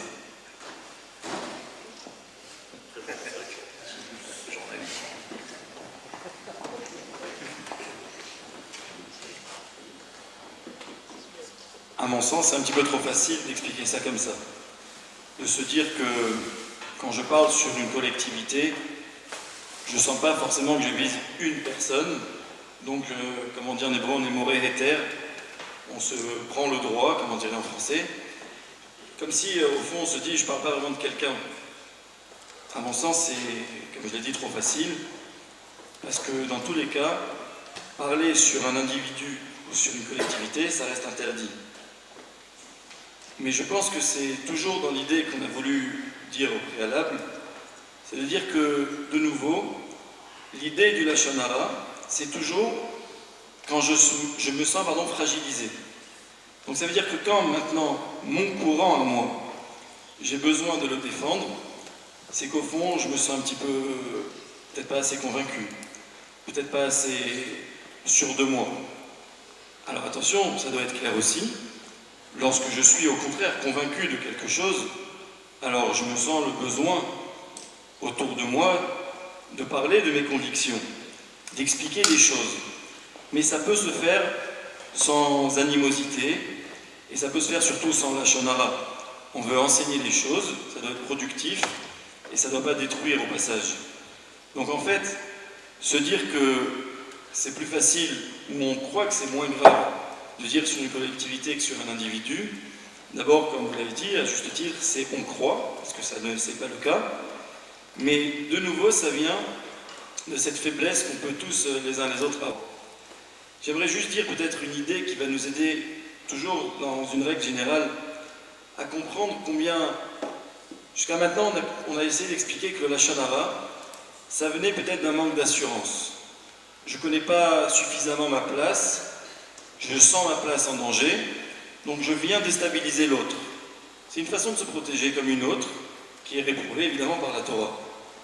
Mais il y a autre chose. Il y a autre chose qui va beaucoup plus loin. Les Chachamim vont nous enseigner que, en fait, dans la vie, les choses, la réalité, des choses, elle dépend des hommes. Ça veut dire que si, par exemple, je vais dire que la lumière éclaire, c'est évidemment quelque chose d'évident, mais c'est pas simplement une réalité. Ça veut dire que c'est pas que ça éclaire parce que c'est un fait, que quand j'allume sur un interrupteur, donc la lumière va m'éclairer. C'est en fait, ça m'éclaire dès lors qu'il y a des hommes pour observer cela. Ça veut dire que, en fait, quand on nous dit que Dieu a créé le monde pour les hommes, et que l'aboutissement de la création du monde c'était l'homme, c'est de dire que c'est pour l'homme que le monde a été créé, et que tout sera vérifié que s'il y a des hommes pour le constater. Et si ces hommes sont absents, ou si ces hommes formulent un mauvais jugement, Alors en fait, cette réalité va devenir l'affirmation des hommes. Pour illustrer ça, j'aimerais peut-être passer, cette fois-ci, je saute un petit peu à la troisième catégorie peut-être de forme de la Shonara. C'est celle qu'on peut faire non plus sur un individu, non plus sur une collectivité, mais sur de l'abstrait, on va dire comme ça. Pour prendre l'exemple, comme l'a dit tout à l'heure Daniel, de la paracha qu'on va lire dans quelques semaines, parachat Shlach Lecha, dans 2 semaines, on parle de la paracha des Meraglim. Qui sont ces Meraglim? Ce sont des explorateurs que Moshe Rabbeinu, en suivant l'ordre de Dieu, va envoyer en Eretz Israël pour qu'ils viennent dévoiler à Israël quel est le bien que cette terre leur promet. Tout le monde connaît la suite. Ils vont partir en Israël, 40 jours et 40 nuits, et ils reviennent au bout de leur mission, et ils vont parler d'Israël comme un désastre. Eretz Ochelet Yoshvei Ari. C'est une terre qui avale ses habitants. C'est une terre difficile. Mais en fait, les sages pourront remarquer, c'est la Gemara qui enseigne ça, c'est qu'ils sont rentrés la veille du 9 Av. Et de là va venir cette date tellement douloureuse, le 9 Av, Tisha B'Av, qui, en citant les termes de la Gemara, Dieu dira à Israël, Atem bechitem bechia shel chinam, vous avez pleuré littéralement un pleur gratuit, Ani ekva lachem bechia ledorot. Je vais désormais vous fixer, instaurer un pleur pour toutes les générations à venir en cette date-là. Et on a l'habitude, à Tisha B'Av, de lire cette Megillat Echa, les lamentations écrites par Jérémie, donc un contemporain de la destruction du temple. Et les sages vont nous dire, on fait remarquer que tous les chapitres, il y en a 4 de Megillat Echa, sont écrits, enfin les 3 premiers, par ordre alphabétique. C'est-à-dire chaque verset commence par une lettre de l'alphabet à partir du Aleph et jusqu'à Tav. Et pourtant, dans ces chapitres-là qui sont ainsi organisés, on remarque qu'il y a 2 lettres qui sont inversées. Nous, on sait qu'il y a Samer, Aïn, Pe, Tzadik, etc. Et là, dans ces chapitres, et on le retrouve dans les 3 chapitres en question, on verra le Samer, ensuite Pe et ensuite Aïn. Et la Gemara nous demandera pourquoi est-ce que dans ces chapitres de Megillat Echa, on inverse le P et le Aïn. Et la Gemara nous dira quelque chose de très beau. Bishvil Israël, sheikdimu pihem le'enehem. À cause des bénis Israël, donc des Meraglim, qui ont fait devancer leur bouche à leurs yeux. C'est-à-dire que nous, on est unanime pour dire que la faute des explorateurs, c'était une faute de la Shonara. Quelle la Shonara? De qui a-t-on parlé? On a parlé de la terre. Et qu'est-ce qu'on a dit sur cette terre? On a dit qu'elle était dangereuse, qu'elle n'annonçait rien de bon. Et c'est à cause de ça que tous les malheurs d'Israël, à partir de là, vont se réunir dans une certaine période, Ben HaMetzarim. Kol Rotfea Isigua Ben HaMetzarim.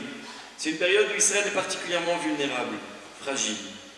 Et les sages vont nous dire quelle était au fond la faute. Hikdimu pihem le'enehem. Et Rashi nous dira Amru befihem ma shelo ra'u be'enehem. Ils vont dire avec leur bouche ce qu'ils n'avaient pas vu avec leurs yeux. Pourtant, si on lit le texte, on verra que les explorateurs sont partis, ils ont observé, ils ont exploré, c'était leur mission, et c'est à leur retour qu'ils vont dire tout ce qu'ils ont vu, et que tout Israël pleurera cette nuit-là du 9 Av. Mais les sages vont nous expliquer, au fond, si les Béné Israël ont vu ce qu'ils ont vu, c'est parce qu'ils avaient décidé de voir. Et voilà peut-être une leçon qui est très forte. C'est qu'en fait, on voit dans la vie ce que l'on décide de voir. Au fond, si on va un petit peu plus loin, on voit ce que l'on est. Parce que pourquoi je décide de voir ça? Pourquoi je décide de voir le mal chez l'autre? Ou chez l'autre, qu'il soit individu ou collectivité? Ou même la terre? Pourquoi? Parce que de nouveau, je fais dans ce que je vois la projection de moi-même. Et donc, on va trouver ça donc aussi à l'échelle d'une terre. On parle ici de la terre d'Israël. On va leur reprocher aux explorateurs d'avoir dit ce qu'ils n'avaient pas encore vu. C'est pas vrai. Ils ont dit que ce qu'ils ont vu. Mais en fait, ce qu'ils ont vu, ils auraient été capables de le dire avant de le voir. Voilà ce qu'on leur reprochera. Parce qu'en fait, ils allaient déjà avec une démarche négative. Ils allaient déjà dans la démarche de dire ça va être difficile, ça va être une bataille. Et alors qu'ils voyaient des enterrements toute la journée sur toute leur route, et où Rachi nous expliquera, en citant les sages, que c'était pour justement les distraire, les peuples d'Israël qui habitaient, pour ne pas qu'ils remarquent ces 12 explorateurs. Qu'est-ce qu'ils ont dit? Ils ont dit c'est une terre où il n'y a que des enterrements, où il n'y a que des morts. Parce qu'en fait, voilà ce qu'ils avaient décidé de voir. En fait, qu'est-ce que c'est que le Lachon Hara? Et voilà pourquoi, à partir de là, si on comprend ça, on comprendra qu'il n'y a plus de différence entre l'individu, la collectivité ou quoi que ce soit, même une terre, ce qui est le plus abstrait, inerte. C'est quoi en fait le Lachon Hara? C'est en fait me projeter dans ce que je vois. Parce que comme je l'ai dit en commençant, en fait, la réalité n'est une réalité qu'en fonction de ce que l'homme est là pour l'observer. Si la lumière est claire, c'est parce qu'il y a un homme pour le remarquer. Si le soleil brille, c'est parce qu'il y a un homme pour le voir. Et donc en fait, rien ne serait s'il n'y avait pas des hommes. Rappelez-vous, même dans la Torah, on va nous dire, même la pluie, Ve'adam aïn ha'avod et ha'adama, la Torah nous dira, même la pluie ne pouvait tomber que s'il y avait un homme pour la réclamer. C'est-à-dire qu'il ne faut pas croire qu'il y a des habitudes dans le monde qui font que selon les saisons, il fait plus ou moins beau, ou bien il pleut plus ou moins. Pas du tout. Il pleut dès lors que l'homme va réclamer les pluies. Il va faire beau si l'homme sent ce besoin. La lumière va éclairer s'il y a un homme pour l'observer, cette lumière.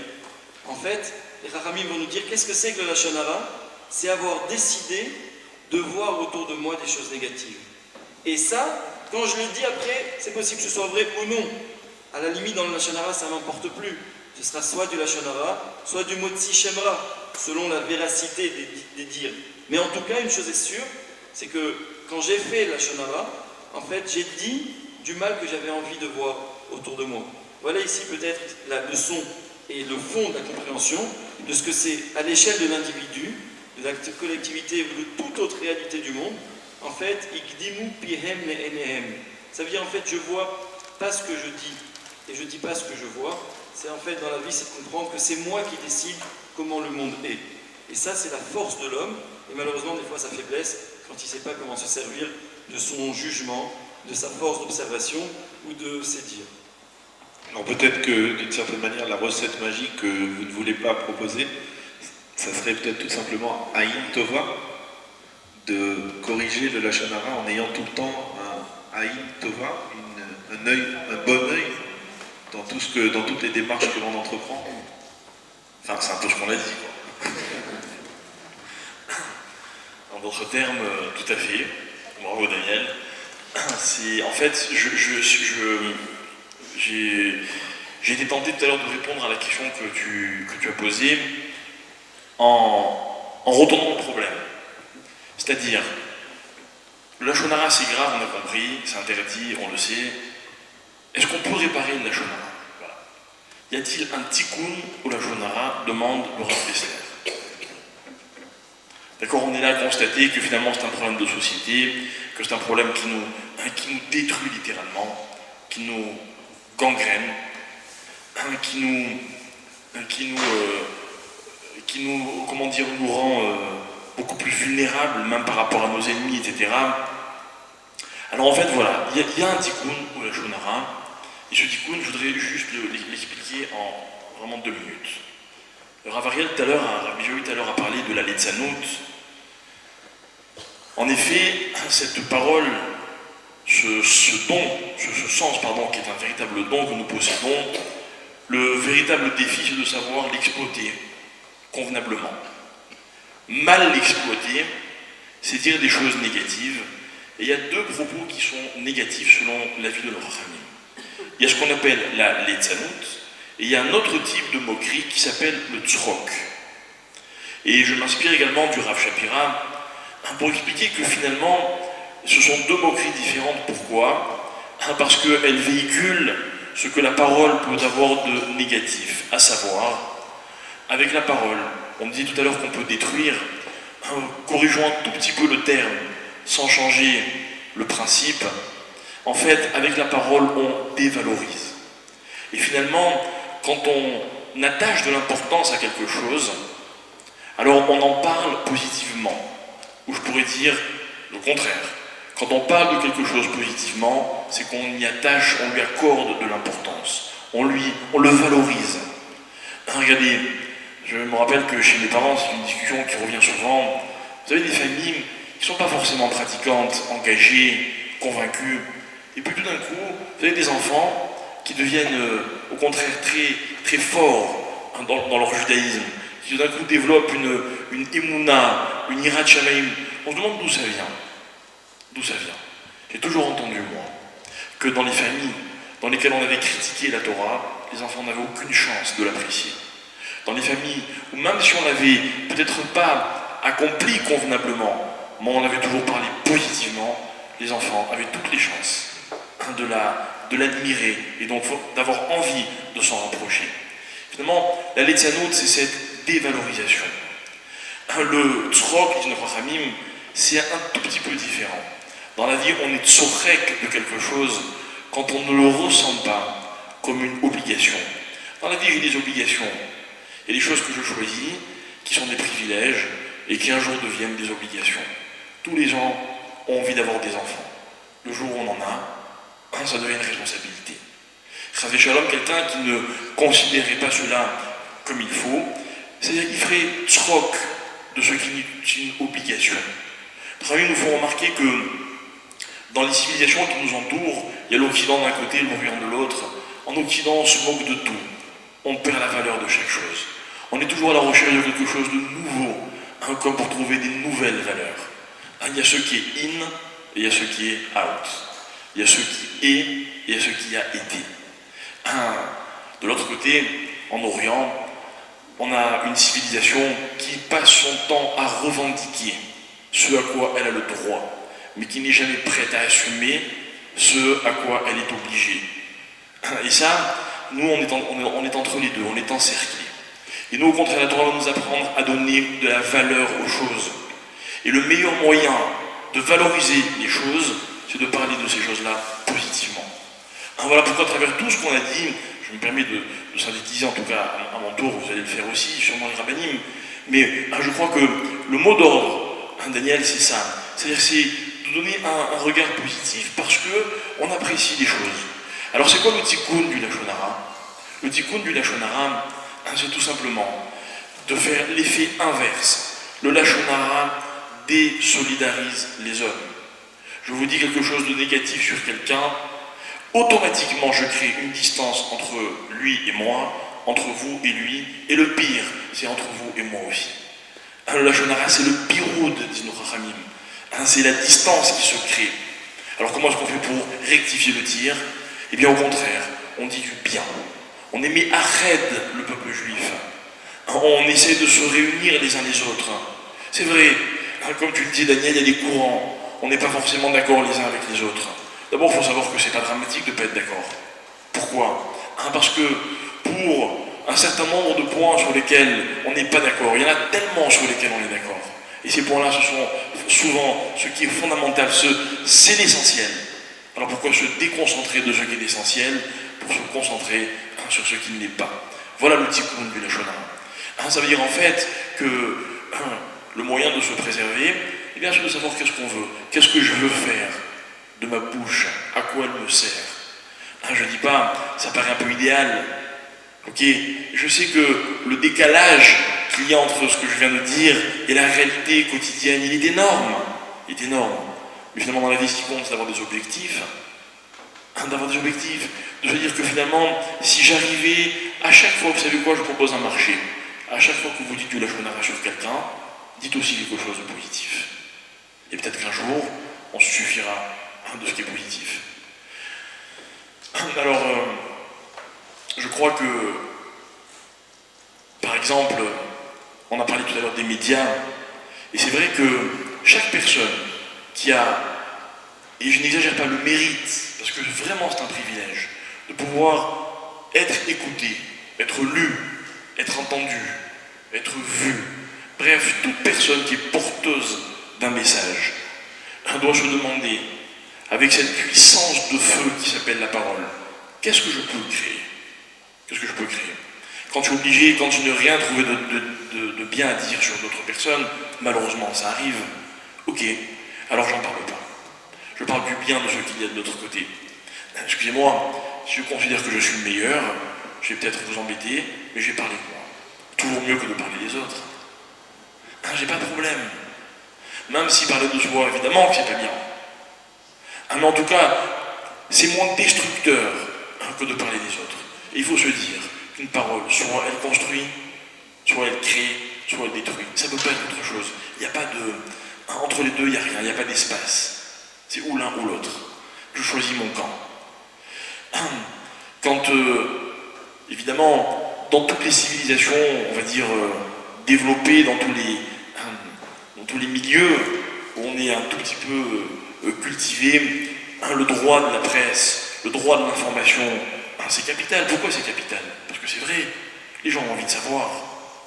Mais le problème, c'est que souvent, celui qui tient la plume va décider de ce que les gens vont savoir et ne pas savoir. Et voilà où il y a le problème. Quand j'ouvre la bouche et que vous tendez l'oreille, il faut que je réalise de la responsabilité que j'ai. Vous êtes là, merci. Vous allez entendre ce que je vais dire. Et finalement, si on était conscient de cette responsabilité qui est la nôtre, parce qu'on a une bouche et qu'elle nous permet de parler, alors je crois qu'on prendrait des choses beaucoup plus au sérieux.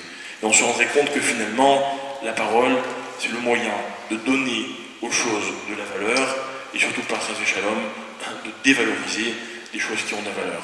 Quand je ne comprends pas, je ne suis pas obligé de juger. Quand je ne suis pas d'accord, je ne suis pas obligé de critiquer. Et quand je ne sais pas, je n'ai pas le droit de parler. Voilà, les Litzanim, les Matzrikim, ils prennent la parole, quelles que soient les circonstances. Ils ont envie de dire quelque chose. Ils n'ont pas l'obligation, et c'est pas forcément constructif. Voilà ce dont on parlait tout à l'heure, Rav Bijaoui, jusqu'à critiquer l'enfant d'Avraham et Sarah. Inimaginable, mais tout est possible. À partir du moment où on tourne la chose en dérision, c'est très facile. Au contraire, si la parole est un atout, si elle est un avantage pour l'homme, alors voilà comment il doit prendre à s'en servir. Alors, je crois qu'on arrive plus ou moins au terme de cette soirée. Je voudrais peut-être vous proposer de poser des questions aux rabbinim, de profiter de leur présence pour essayer peut-être d'éclaircir un point qui vous a paru plus complexe, plus problématique.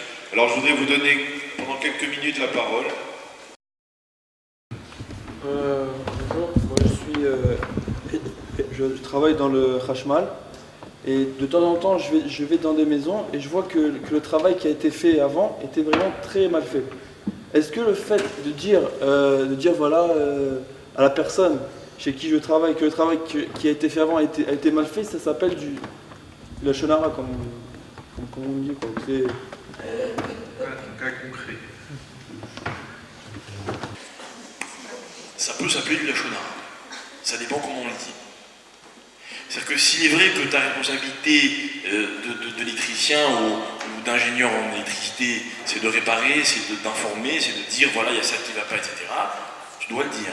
Mais de dire oh là là, celui qui était avant moi, il a fait n'importe quoi, ça on t'a pas demandé. comment le dire alors? Comment expliquer?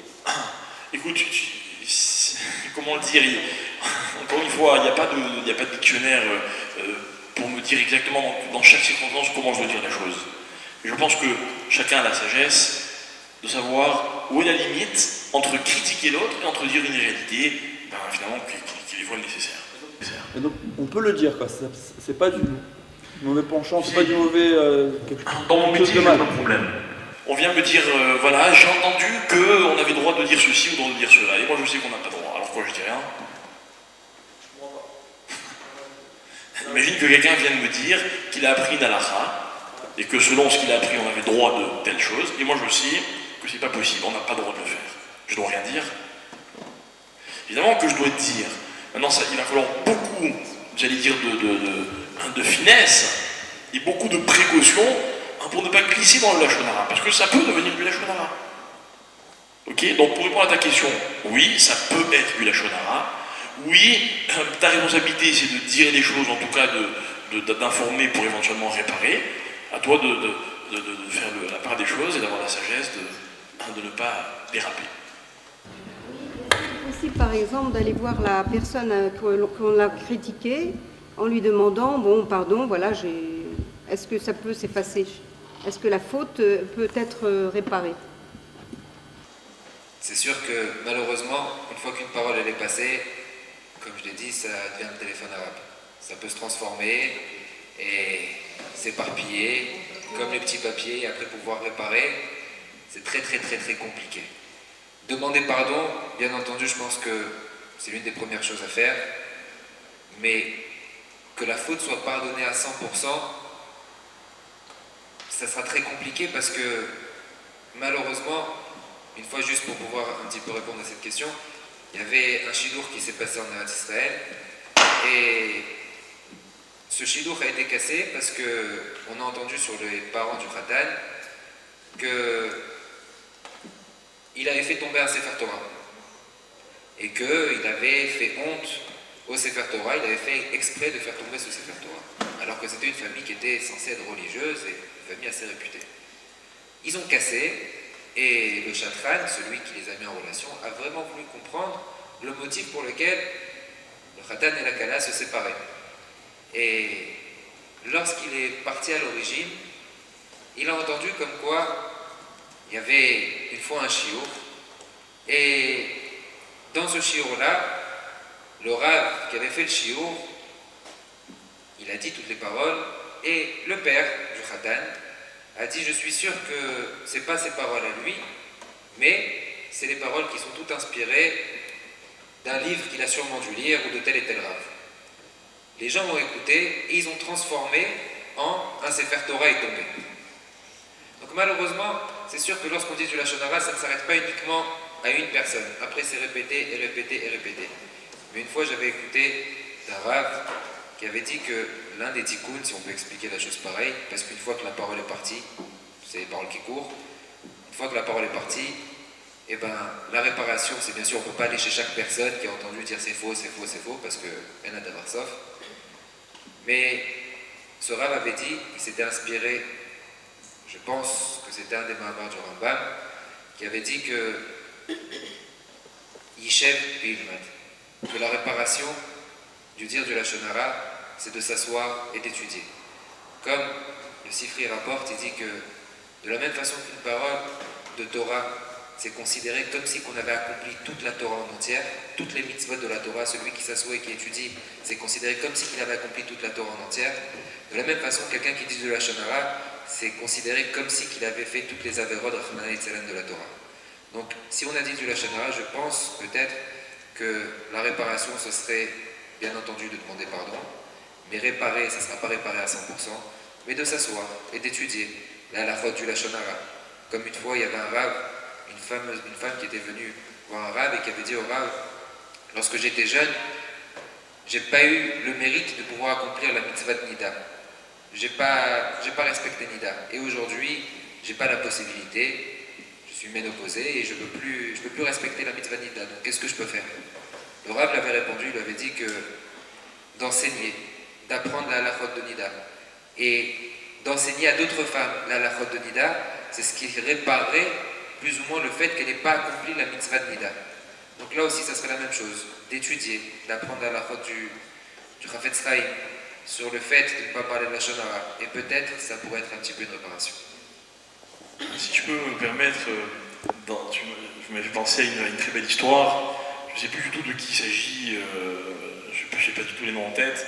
Il y avait un jour un Rav qui avait une caisse de tzedaka, donc qui gérait la caisse de tzedaka de la communauté, et puis donc on venait l'emprunter et on venait lui rendre à lui. Et un jour un homme est venu lui rendre, alors le Rav lui a fait un papier, et puis le Rav notait sur un papier qui a emprunté, qui rendait, à quelle date on rendait l'argent. Et cet homme est venu lui rendre son argent pendant qu'il étudiait. Alors le Rav a écrit sur un papier, un tel m'a rendu l'argent, et puis il a laissé son petit papier dans son livre, il a fermé le livre, et il n'a plus réutilisé ce sévère. Et donc un jour, il se rend compte que ce monsieur ne lui a pas rendu son argent. Il va le voir, l'autre lui dit: non, mais Rav, je vous ai rendu l'argent.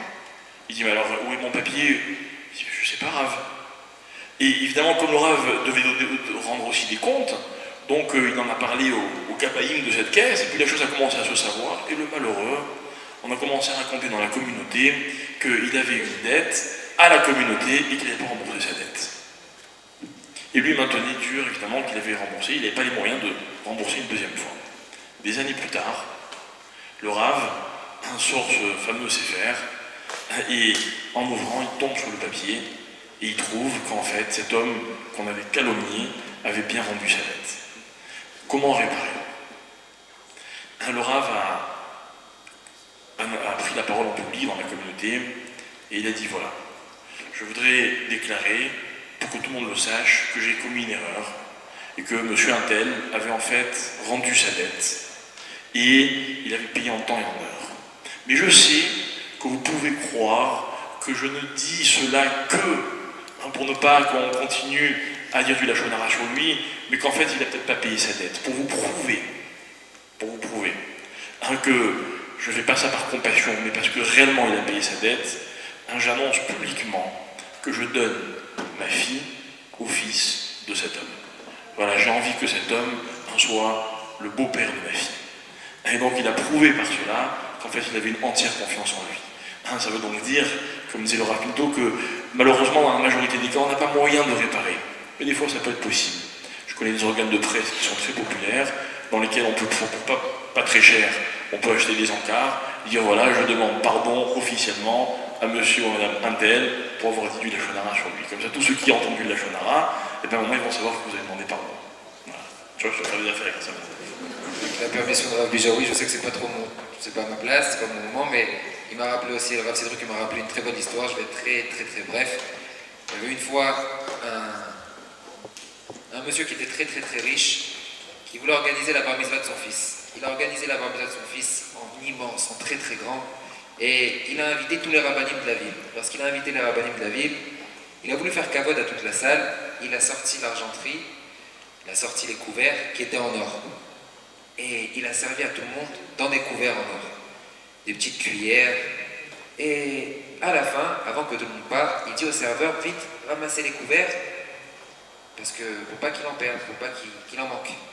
Et il ramasse les couverts, et il se rend compte comme quoi il manque une cuillère en or. Alors, le balabait, qui tenait énormément à ses couverts en or, il dit à tout le monde, sans honte, sans rien du tout, sans gêne, bon, que chacun, il enlève tout ce qu'il a dans les poches et pose sur la table, et on voit parce qu'il y a quelqu'un qui a pris une cuillère en or. Et tout le monde vide, ils enlèvent, et ils se rendent compte qu'il y a un rabbin qui était présent dans la salle, qui ne voulait pas vider ses poches. Il a dit non, moi je ne vide pas mes poches. Il a dit si, videz vos poches comme tout le monde, non, rien à faire, je ne vide pas mes poches. Alors, bien entendu, à la fin il ne pouvait pas l'obliger, tout le monde part, et tout le monde a cru que c'était ce rabbin qui avait volé la cuillère. Et malheureusement, un lachon hara est sorti sur lui, et le pauvre ce rabbin il s'est trouvé en retrait pendant plus de 20 ans. Un jour, ce même riche fête le mariage de son fils en question. Il fête le mariage de son fils, et encore une fois, il invite tous les rabbinim de la ville, tous les rabbinim arrivent, et ce fameux Rav, à qui on avait douté sur lui comme quoi il avait volé la cuillère en or, il vient aussi, il se présente. Et au moment où il faut ouvrir le talit pour rentrer sous la roupa, le khatan, il ouvre le talit, et il sort le talit, et en sortant le talit, il fait tomber une petite cuillère en or. Alors tout le monde regarde cette cuillère en or, et ils reconnaissent cette cuillère qu'ils avaient perdue auparavant. Le rabbin en question s'approche et dit tout simplement, permettez-moi juste de vous faire passer le message que, à l'époque, ça fait 20 ans, on avait douté sur moi comme quoi c'est moi qui avais volé une cuillère. Effectivement, j'avais une cuillère qui était similaire, qui appartenait, je ne sais pas à qui, et que je la gardais sur moi. Et qu'à ce moment-là, je l'avais. Et j'avais pris une petite cuillère en or et je l'avais mis dans le talit. Pour faire prendre conscience au khatan à bar mitzvah à cette époque-là, quand est-ce que tu allais rouvrir une nouvelle fois ton talit et tes tefilin. Et bon, il n'avait pas ouvert. Alors malheureusement, pendant 20 ans, il s'est retrouvé en retrait. Avant même d'arriver à juger quelqu'un, il faut d'abord se rechercher à l'intérieur de soi-même. Regarder quelles sont nos propres fautes.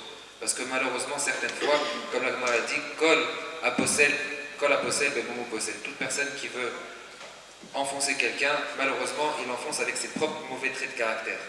Lorsqu'on reproche quelque chose de négatif à quelqu'un, c'est qu'à l'intérieur de nous, on a cette chose de négatif. Donc à la place de vouloir chercher la chose négative chez l'autre, il faut peut-être essayer de réfléchir soi-même et de prendre conscience à soi-même. Excusez-moi, Rabbi Jaoul.